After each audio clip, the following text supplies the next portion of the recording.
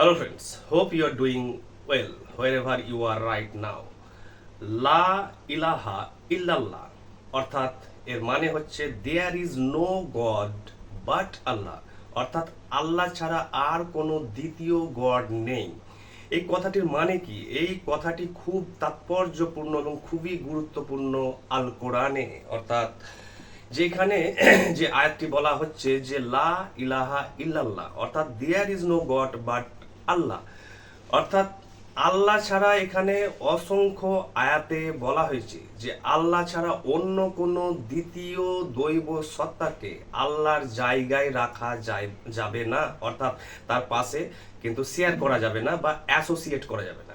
অর্থাৎ তাহলে আমাদের মনে প্রশ্ন হতে পারে যে আল্লাহ কেন একটি, অর্থাৎ দ্বিতীয় আল্লাহ নেই কেন, বা অগণিত তো আল্লাহ থাকতে পারে, অর্থাৎ একাধিক আল্লাহ থাকতে পারে, কিন্তু আমরা এখানে দেখতে পাচ্ছি যে একটি মাত্র আল্লাহ। এর কারণ কি? এর যৌক্তিক কারণ কি? এর বৈজ্ঞানিক কারণ কি? এর আধ্যাত্মিক কারণ কি? এর ধর্মীয় কারণ কি? এর প্রাকৃতিক কারণ কি? শুধু তো বললেই তো হয়ে গেল না, অর্থাৎ তার পেছনে কারণ থাকতে হবে, বাস্তবতা থাকতে হবে, অথেন্টিসিটি থাকতে হবে, সত্যতা থাকতে হবে। এর কারণ হচ্ছে জেনে রাখবেন যে এই মহাবিশ্বের এই যে ব্যক্ত অব্যক্ত, দৃশ্যমান অদৃশ্যমান মহাবিশ্বের যা কিছু আপনি প্রকাশ দেখছেন, অর্থাৎ পদার্থ থেকে ইলেকট্রন, প্রোটন, নিউট্রন, গাছপালা, পশু পাখি, যে কোনো প্রাণী, তার সমস্ত কিছুর যে বাহ্যিক কার্যাবলী দেখছেন তার কিন্তু অন্তরে, অর্থাৎ অদৃশ্যভাবে একটি চালিকা শক্তি থাকে, যাকে ইংলিশে এবং ফিলোসফি দর্শনে বলা হয় এসেন্স, অর্থাৎ সত্তা বা নন বিং বা নন ম্যাটেরিয়াল এসেন্স।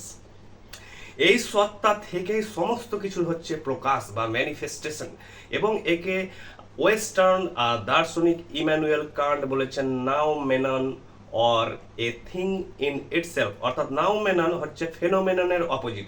আপনি যা কিছু এই দৃশ্যমান জগৎ দেখছেন পঞ্চ ইন্দ্রিয়ের সাহায্যে, তা কিন্তু আপনি দেখছেন ফেনোমেনন, অর্থাৎ ঘটনা, ইভেন্টস, এবং তাদের যে বহুবিধ বা বহুমুখী বা বৈচিত্র্যময় কার্যাবলী যা দেখছেন তা হচ্ছে ফেনোমেনন। এই ফেনোমেননের অন্তরালে, অর্থাৎ এই ফেনোমেননকে যে শক্তিটি চালিত করছে, নিয়ন্ত্রণ করছে, গভর্ন করছে, কন্ট্রোল করছে, এবং যে শক্তিটি মেন ড্রাইভিং ফোর্স, সেটি হচ্ছে নাউমেনন। এই নাউমেনন হচ্ছে একটি পাওয়ার যা অদৃশ্য, অব্যক্ত, যাকে জানা যায় না, বৈজ্ঞানিকভাবেও জানা যায় না, এবং পঞ্চ ইন্দ্রিয়ের মাধ্যমেও জানা যায় না। সেইটি হচ্ছে একটি সূক্ষ্মতর অজড় সত্তা। এই অজড় সত্তা এক হয়, অর্থাৎ এর দ্বিতীয় হয় না বলতে বোঝানো, যদি একটি উদাহরণ দিই তাহলে হচ্ছে একটি রূপক বা মেটাফোর। তাহলে ধরুন বীজ, একটি বীজ থেকে মাত্র একটি বট গাছ হয়েছে, এবং তার যে বহু শাখা প্রশাখা থেকে ফল মূল কাণ্ড থেকে শুরু করে একটি বৈচিত্র্যময় জগতের যে সৃষ্টি করেছে একটি অতিকায় বট গাছ। এই অতিকায় বট গাছটি হচ্ছে কিন্তু ফেনোমেনন বা বাহ্যিক প্রকাশ। কার প্রকাশ? সেই বীজের প্রকাশ। এই বীজের মধ্যেই কিন্তু এই অসত্য বটগাছটি কিন্তু এক সময় লুকিয়েছিল ইনফরমেশন বা এনার্জি রূপে, এবং সেটি প্রকাশ হয়েছে। তো বটগাছ কিন্তু কোটি কোটি রকমের তার লতা পাতা, শাখা প্রশাখা, ঝুড়ি, কাণ্ড, বহু রকমের বৈচিত্র্যময় রং বেরঙের হতে পারে, বিভিন্ন আকার হতে পারে তার, অর্থাৎ তিনি বৈচিত্র্যময় হতে পারেন। কিন্তু তার যে বীজ, অর্থাৎ বীজের মধ্যে যে সত্তা লুকিয়েছিল, এসেন্স বা সেই অদৃশ্য অব্যক্ত ক্ষমতাটি, সেটি কিন্তু এক হয় এবং সেটি দ্বিতীয় হয় না।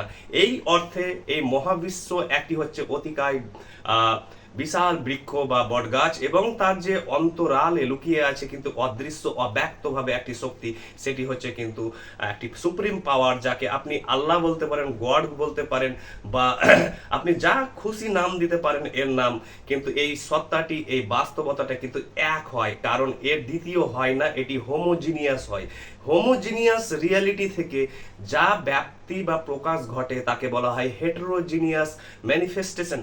এবং স্পিনোজা, অর্থাৎ বারুচ স্পিনোজা, জার্মান দার্শনিক, তিনিও কিন্তু বলেছেন যে গড ইকুয়াল টু সাবস্টেন্স, অর্থাৎ গড একটি হচ্ছে অসীম অজড় সত্তা, সেখান থেকে কিন্তু ব্যক্তি এবং ব্যক্ত হয়েছে সমস্ত কিছু, যা কিছু আমরা এই বহুবিধ গাছপালা থেকে শুরু করে পদার্থ যা দেখছি।